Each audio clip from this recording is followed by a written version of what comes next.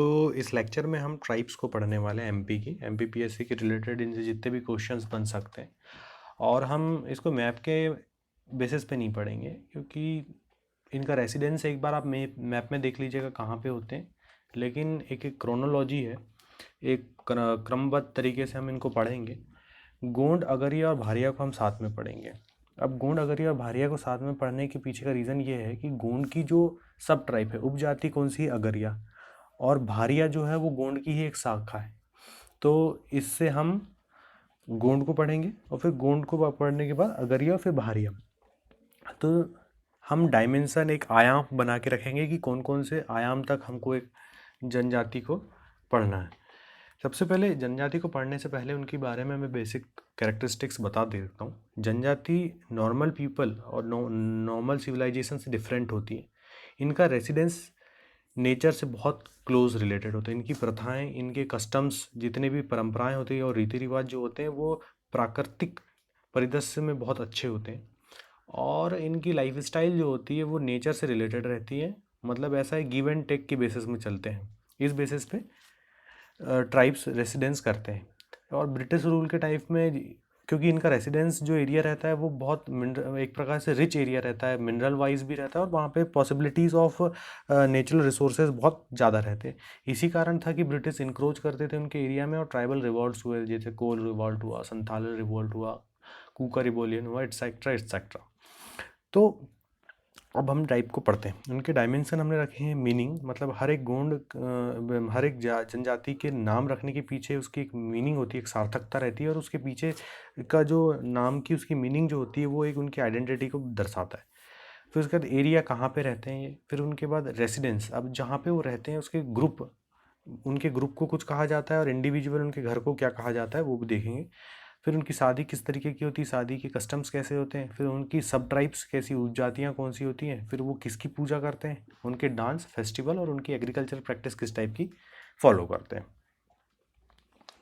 तो अब हम जानते हैं गोंड के बारे में। तो गोंड का मतलब होता है कोयतोर। कोयतोर, गोंड का मतलब होता है कोयतोर। इसका मतलब होता है माउंटेन ड्वेलर्स, मतलब जो क्या कहते हैं, पर्वतों में काम करते हैं, पर्वत खुदाई करने वाले लोग होते हैं, उनको गोंड कहा जाता है। अगरिया में वैसे ही होता है, आयरन वर्कर जो लोहे का काम करते हैं उन्हें अगरिया कहा था। और भारिया जो होते हैं ये जंगलियों के जंगली होते हैं। और भारिया जनजाति, एमपी में 3 जनजातियां हैं, भारिया, सहरिया और बैगा। ये 3 जनजाति जिनको पीवीटी का दर्जा दिया है, यानी पर्टिकुलरली वनरेबल ट्राइब्स हैं ये, यानी एक प्रकार से इनका बहुत विलुप्त होते जा रहा है और इनकी आर्थिक परिदृश्य बहुत बेकार है इनका।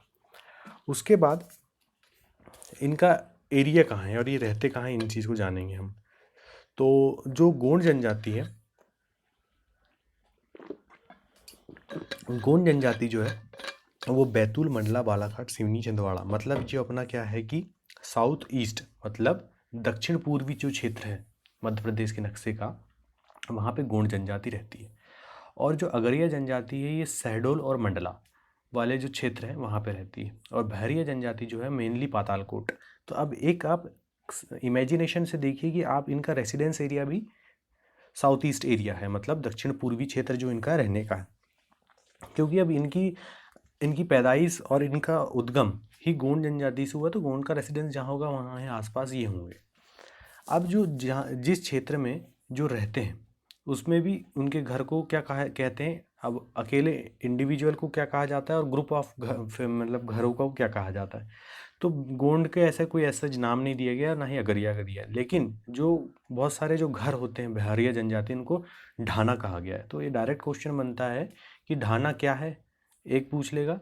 और बहरिया जनजाति का रहने वाला एरिया, मतलब उनके घरों को क्या कहा जाता है, तो वो हो जाता है अपना ढाना। इसको याद रखिएगा।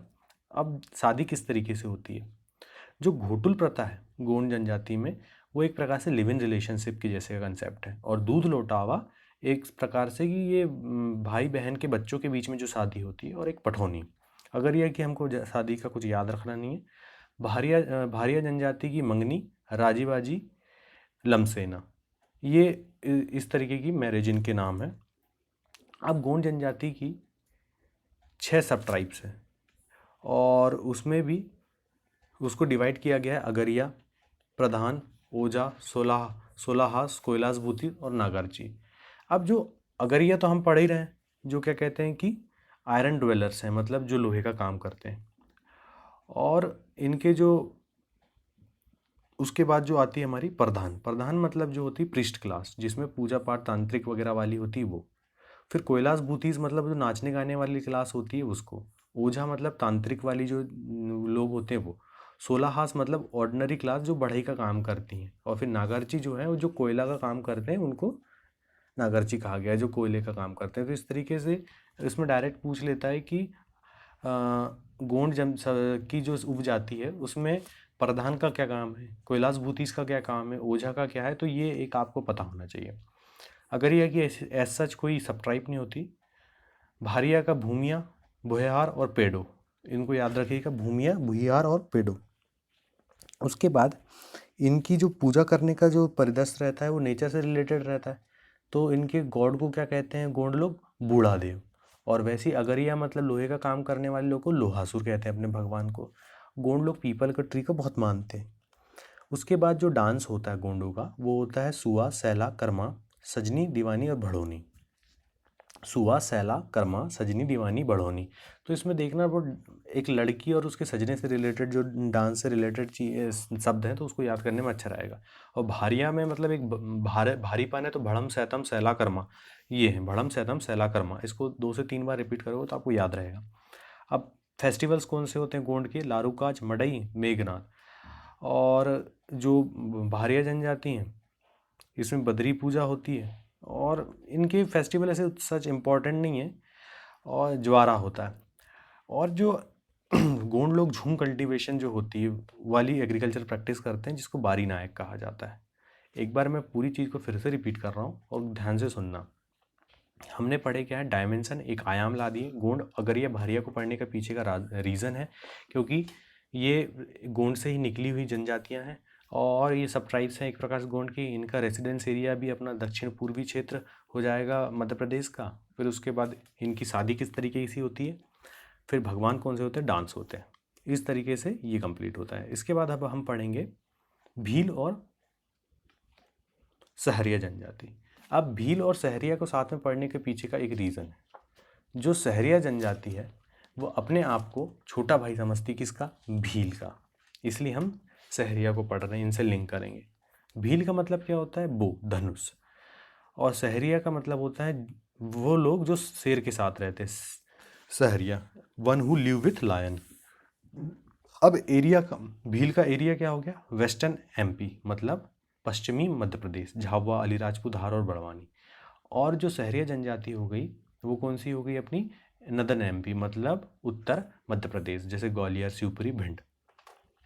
अब जो बहुत सारे घर जो रहते हैं भीलों के उनको फालिया कहा गया है और एक घर को क्या कहा गया है, कु। वैसे ही सहरिया के बहुत सारे घर को क्या गया है, सहराना। और इंडिविजुअल के घर को क्या कहा गया है, कुंड, कुटुंब। मैरिज कौन सी होती है, गोल गधेड़ो और भगोरिया, ये किडनैपिंग होती है। उसके बाद इनकी भील की कौन सी सब टाइप है, भील, भिलाला, इस तरीके से याद रखना, भिलाला, बरेला, पटियाला, रथिया, बैगास। उसके बाद इनके भगवान कौन से हो गए, भील के राजा पंथा हो गया। और इनके डांस कौन से हो गए, भगोरिया डांस जो कि बहुत फेमस है, दोहा, बड़वा, घूमर। और जो सहरिया जनजाति का मुखिया जो है उसको पटेल कहा गया है। और उनका डांस कौन सा हो गया, लहंगी और दुलदुल घोड़ी। ये बहुत इंपॉर्टेंट है, दुलदुल घोड़ी डायरेक्ट पूछता है कि ये दुलदुल घोड़ी डांस किसका है, तो सहरिया लगाइएगा आप। और जो भगोरिया फेस्टिवल जो है बहुत इंपॉर्टेंट है, जो झाबुआ में मनाया जाता है, ये होलिका दहन के 7 दिन पहले स्टार्ट होता है। उसके बाद जो एग्रीकल्चरल प्रैक्टिस होती है भील की, उसको चिमाता कहा गया है। गोंडों की एग्रीकल्चर प्रैक्टिस कौन सी हो गई अपनी, बारी नायक। और भील की कौन सी हो गई, चिमाता। एक बहुत इंपॉर्टेंट पॉइंट है, जो भीलों की पेंटिंग है उसे पिथोरा कहा गया है। और इनके बहुत फेमस पेंटर है, फेमा फालिया पेंटर है भील पेंटिंग पिथोरा के, इसलिए। और इनकी शायद अभी डेथ भी हो गई रिसेंटली। अब इसके बाद हम पढ़ने वाले हैं क से निकलने वाली जितनी भी ट्राइब है वो। अब कोल, कोरकू और खैरवार। अब ये कोल जो है ये बहुत पुरानी जनजाति है एक प्रकार से। और कोल से ही निकले हैं कोरकू, जो कि ब्रांच है मुंडिया और कोल ट्राइब का। और खैरवार ट्राइब जो है वो मुंडा फैमिली से आती है। तो देखना कोरकू जो है वो कोल की ही ब्रांच से निकला है, और खैरवार भी मतलब मुंडा और कोल फैमिली से है। ये झारखंड में एक्चुअली ज़्यादा रिसाइड करती हैं। कोल का ऐसा कोई नाम नहीं होता। कोरकू का मतलब होता है ग्रुप ऑफ ह्यूमंस, मतलब मानवों का समूह।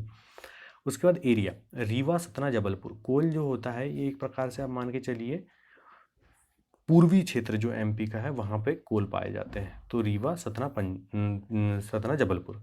और जो कोरकू हैं ये अपने जैसे गोंड लोग जिधर रहते हैं वहीं पे सदर्न एमपी में छिंदवाड़ा, बैतूल, होशंगाबाद। और जो खैरवार हैं छोटा नागपुर, प्लेटू वाला और टीकमगढ़, ये मान के चलो ये ना झारखंड वाले एरिया में बहुत आते हैं ये लोग। तो छोटा नागपुर, प्लेटू वगैरह और टीकमगढ़ का याद रखिएगा आप। इनका रेसिडेंस मतलब इंडिविजुअल और उसके घर को कुछ नहीं कहा जाता। इनकी मैरिज में डायरेक्ट आप याद रखिएगा लमझना और हठ और चिथोड़ा, ये कोरकू की शादी इस तरीके से होती है। सब ट्राइब्स बहुत इंपॉर्टेंट है कोल की, रोतिया, रोतेले। कोल को याद रखना है, रोतिया, रोतेले। वैसी कोरकू की है महुआ, रूमा, बवरिया।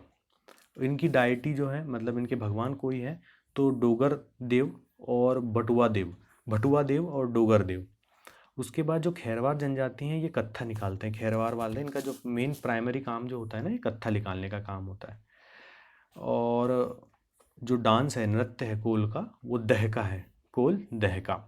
कोरकू का चटकोरा, कोरकू चटकोरा। और कोल जनजाति है, इनका पंचायती फॉर्म, पंचायत सिस्टम रहता है इनकी जो रहने सहन से में। इसमें पंचायत का बड़ा मुखिया वाला सिस्टम रहता है। इसमें पंचायत को ये लोग कहते हैं गोहिया। उसके बाद कोरकू को दो पार्ट में डिवाइड किया गया है, राजा और पठिया।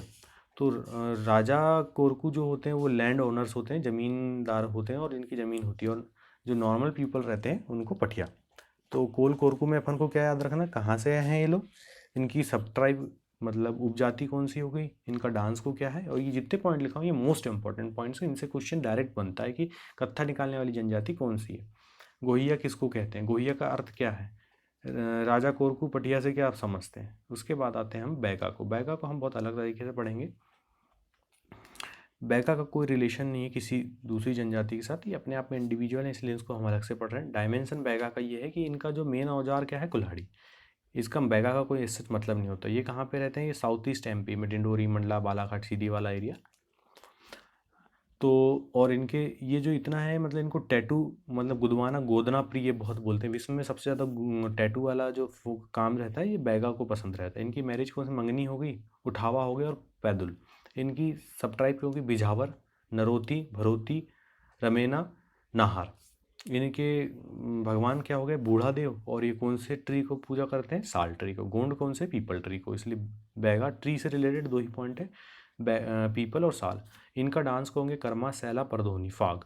ये अपनी धरती को ना माँ मानते हैं, इसलिए उस पर हल चलाना पाप समझते हैं। इसलिए ये बेवार, दाही, पोंडू यानी एग्रीकल्चर प्रैक्टिस करते हैं। और गवर्नमेंट भी इन लोग का बहुत ध्यान रखती है, इसलिए स्कीम्स लाती हैं ताकि ये लोग भी अपने कस्टम्स को ध्यान रख सकें। उसके बाद आते हैं परधोनी और पनीका। परधोनी का मतलब होता है हंटिंग करने वाले। ये देवी पूजा पे फोकस करते हैं, भोपाल रायसेन वाला एरिया में ये हो गया। पनीका मतलब कबीर को जो मानते हैं। और ये बुनकर इनका काम है, सीधी शहडोल इनका रेसिडेंस एरिया है। तो ये इस तरीके से हमने पूरी ट्राइब को कंप्लीट कर लिए। और एक क्रोनोलॉजी भी आपको समझ में आएगी और जितने भी पॉइंट्स दिए हैं इनको बहुत अच्छे से आप समझ पाएंगे। अगर आप ये पीडीएफ चाहते हैं तो आप टेलीग्राम ज्वाइन कर सकते हैं, मेरा चैनल, उसमें मैंने लिंक दे रखी है। तो इसको आप लॉजिक से समझेंगे तो बहुत बेहतर रहेगा, और रटने के बजाय इनको इनकी कनेक्टिविटी को समझेंगे तो बहुत अच्छा रहेगा। आप एक बार मैप में इनको एरिया को बना लीजिएगा, उसके बाद इस फॉर्मेट में पढ़िएगा तो आपको कनेक्ट करने में आसानी रहेगी। एक से दो बार इनको देखेंगे तो आसानी बनेगी आपको। Thank you so much.